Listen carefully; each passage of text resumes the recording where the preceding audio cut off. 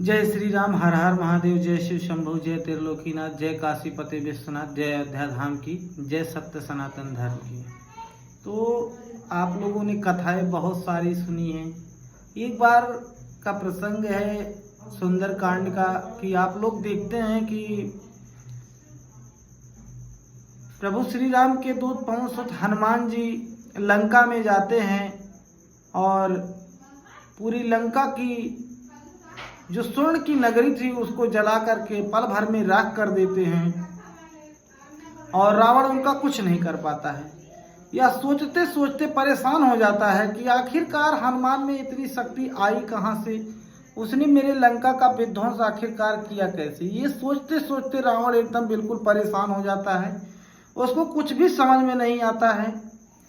तो जब रावण एकदम परेशान हो जाता है तो परेशान हो करके वह अपने महल में बाबा भोलेनाथ के मंदिर में जाता है और बाबा भोलेनाथ की प्रार्थना आरंभ कर देता है, उनकी पूजा करना शुरू कर देता है और उसकी पूजा से प्रसन्न होकर के शिव जी उसके समक्ष प्रकट हो जाते हैं। जब बाबा भोलेनाथ उसके समक्ष प्रकट होते हैं तो रावण एकदम अभिभूत होकर के परेशान होकर के बाबा भोलेनाथ के चरणों में गिर जाता है और जैसे ही उनके चरणों में गिरता है बाबा भोलेनाथ उसे कहते हैं कि कहो दशानन कैसे हो, कैसे तुमने मुझे याद किया, तुमने मेरी प्रार्थना क्यों की, आखिरकार मुझे यहाँ पर प्रकट होना पड़ा, इसका कारण क्या है। तो रावण कहता है कि प्रभु आप तो अंतर्यामी हैं, आप सब कुछ जानते हैं। प्रभु अकेले एक बंदर ने मेरी लंका और मेरे दर्प को जला करके एकदम से राख कर दिया। मैं जानना चाहता हूँ बंदर जिसका नाम हनुमान है आखिरकार वह कौन है, और उसकी पूंछ और भी ज़्यादा शक्तिशाली थी, किस तरह सहजता से उसने मेरी पूरी लंका को जला डाला। मुझे बताइए प्रभु यह हनुमान जी आखिरकार है कौन। बाबा भोलेनाथ उसकी बातों को सुनते हैं और मुस्कुराते हैं और बताते हैं कि रावण यह हनुमान कोई और नहीं मेरा रुद्र अवतार है। जब विष्णु ने यह निश्चय किया कि वह पृथ्वी लोक पर अवतार लेंगे और माता लक्ष्मी भी साथ में अवतरित होंगी तो मेरी इच्छा हुई कि मैं भी उनकी लीलाओं का साक्षी बनूं। तब मैंने यह निश्चय किया और पार्वती को बताया तो पार्वती ने हट कर लिया कि प्रभु मैं भी आपके साथ रहूंगी, मैं भी आपके साथ चलूंगी।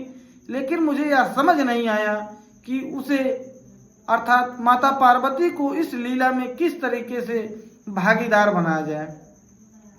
तब सभी देवताओं ने मुझे यह मार्ग बताया, प्रभु आप स्वयं बंदर बन जाइए और शक्ति स्वरूपा देवी पार्वती आपकी पूछ के रूप में सदा आपके साथ रहेंगी और आप दोनों साथ साथ रह सकते हैं। उसी के अनुरूप मैंने हनुमान के रूप में जन्म लेकर के श्री राम जी की सेवा का व्रत कर लिया और शक्ति स्वरूपा पार्वती पूछ के रूप में और उसी सेवा के फलस्वरूप तुम्हारी लंका का दहन किया।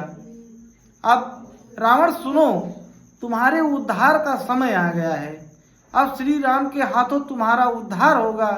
युद्ध के लिए सबसे अंत में तुम आना, पहले मत आना। युद्ध में सबसे अंत में तुम स्वयं को प्रस्तुत करना और जिससे तुम्हारा समस्त राक्षस परिवार भगवान श्री राम के हाथों मोक्ष प्राप्त करे और तुम सभी का उद्धार हो जाए। रावण को सारी परिस्थितियों का ज्ञान हो गया। वह उसके अनुरूप युद्ध की तैयारी करता और अपने पूरे परिवार को राम जी के समक्ष पहले युद्ध में भेजता और सबसे अंत में जा करके स्वयं को और अपने पूरे परिवार को अपने कुल सहित सबको मोक्ष की प्राप्ति करवाई। तो असली प्रसंग यही था। जब रावण की लंका दहन हुई तो वह बिल्कुल एकदम परेशान हो गया कि आखिरकार एक बंदर इतना शक्तिशाली कैसे हो सकता है, और वो कोई साधारण बंदर तो हो नहीं सकता जो मेरी पूरी लंका को जला करके राख कर डाला। तब उन्होंने बाबा भोलेनाथ को प्रसन्न किया और बाबा भोलेनाथ ने उनका मार्गदर्शन किया कि रावण वो मेरा ही रुद्र अवतार है, उसका नाम हनुमान है और जो उसके पूछ के रूप में जिसने तुम्हारी पूरी लंका जला डाली वह कोई और नहीं शक्ति स्वरूपा देवी पार्वती स्वयं है। बोलिए पार्वती पते हर हर महादेव।